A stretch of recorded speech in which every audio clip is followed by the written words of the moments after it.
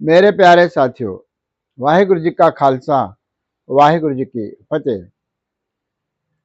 अभी तक हमने श्री सुखमनी साहिब जी की पावन वाणी का विचार और अध्ययन करते हुए 13 अष्टपदियों के विचार हमने संपूर्ण प्रकार से श्रवण की है। आज 14वीं अष्टपदी आरंभ हो रही है, जिसमें पहले श्लोक आएगा और फिर पौड़ियां आएंगी।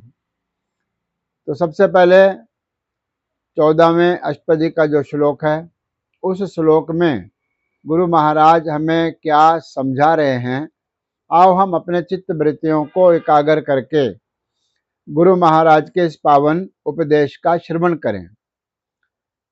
अष्टपदी इस प्रकार से आरंभ हो रही है। श्लोक तजोशियानप सुर जनहो सिमरहो हर हर राय।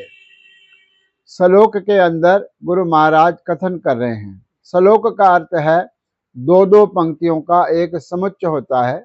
जिस प्रकार से दोहरा होता है, दोहरे में दो पंक्तियों का एक समुच्चय होता है, उसी प्रकार से श्लोक होता है जिसमें ज्यादातर दो दो पंक्तियां आती हैं, कहीं कहीं अधिक भी आ सकती हैं। इस श्लोक के अंदर गुरुदेव महाराज कथन करते हैं तजो श्यानब। श्यानब का अर्थ है अपने मन की जो चतुराई है उसको तजो, छोड़ दो, त्याग दो। सुरजनों का अर्थ है भले पुरुषों। सुरजनों, जन का अर्थ है व्यक्ति, सेवक, दास। ऐ अच्छे लोगों, ऐ देवता जैसे लोगों, अपने मन की सब चतुराइयों का त्याग कर दो, क्योंकि चतुराई से कभी भी परमात्मा को प्राप्त नहीं किया जा सकता, तर्क से परमात्मा को प्राप्त नहीं किया जा सकता। इसलिए सारी अपनी मन की जो श्यानप है, मन की चतुराई है, उसका त्याग कर दो। और करना क्या है? सिमरहो हर हर राय। उस प्रभु परमात्मा का नाम हर हर, हरि परमात्मा, राय जो सब सृष्टि का, ब्रह्मांड का राजा है, उस ब्रह्मांड के राजे परमात्मा को सिमरहो का अर्थ है निरंतर ध्यान करो, निरंतर उसका स्मरण करो, उसका जाप करो, नाम का जाप करो और उसकी कीर्ति का श्रवण करो। कलयुग में कीर्तन प्रधाना। जो भी कलयुग के अंदर कीर्तन श्रवण करते हैं, मनन करते हैं, स्वयं करते हैं, किसी से सुनते हैं, वह प्रधान है। सिमरन का अर्थ यहाँ पर, कीर्तन का अर्थ यहाँ पर कीर्ति है। सिमरन का अर्थ है उसको निरंतर याद रखना, याद करना। फिर अगली पंक्ति में गुरुदेव महाराज कथन करते हैं, एक आस हर मन रखो, नानक दुख भरम भव जाए। कहते हैं कि अलग अलग प्रकार के लोगों के ऊपर आस रखने की आवश्यकता नहीं है। एक आस, अपने मन की जो आस है, आशा है, हर मन रखो, हरि परमात्मा की ही आस अपने मन में रखो। मन रखो का अर्थ है अपने मन में रखो, अपने विचार में रखो। क्या? उस एक परमात्मा की आस। बहुत लोगों से आशा करने की आवश्यकता नहीं है। आशा करना है तो केवल और केवल उस प्रभु परमात्मा की आस करो, उसकी आशा रखो।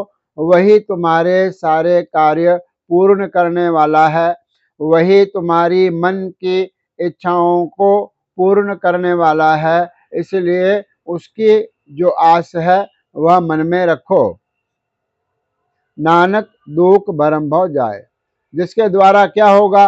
गुरु नानक देव जी के नाम की मोहर ला करके पंचम पातशाह महाराज कथन कर रहे हैं कि उसका दुख, जो जितना भी उसका दुख कलेश है, जिस प्रकार से मनुष्य दुखी है, उसके सारे दुख चले जाएंगे।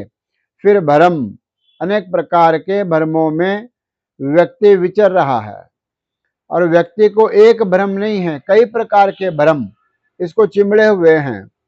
छोटी छोटी बातों में यह भ्रम में पड़ जाता है, गुरुमत को भूल जाता है, गुरबाणी को भूल जाता है, गुरु के दिए हुए उपदेश को भूल जाता है। इस प्रकार के भ्रमों में भटकता है, उसका भ्रम भी चला जाता है, उसका दुख भी चला जाता है। और भव, भव का अर्थ है डर। अनेक प्रकार के डर हमारे मन के आसपास ही घूमते रहते हैं। व्यक्ति एक डर से त्रस्त नहीं है, कई प्रकार के डर इसको हमेशा डराते रहते हैं। इस प्रकार के जो डर है, भव है, वह भी जाए। जाए का अर्थ है चले जाते हैं, दूर हो जाते हैं। किसके? जो प्रभु के नाम का आसरा लेके उसके लिए मन के अंदर आशा को धारण करके जो प्रभु का सिमरन करता है, उसका दुख भी चला जाता है, उसका भरम भी चला जाता है और उसका डर भी चला जाता है। ये श्लोक के अंदर गुरु महाराज ने एक केंद्रीय विचार हमें दी है। इसका ही विस्तार आने वाले पौड़ियों में होगा, जिसके विचार हम परसों करेंगे। फिर से मैं आपसे बेनती करता हूं, इस चैनल को अधिक से अधिक सब्सक्राइब करें, शेयर करें, ताकि गुरु महाराज के इस पावन वाणी का उपदेश और ज्ञान हर एक गुरसिख के घर तक पहुंच सके। आज इतना ही। धन्यवाद।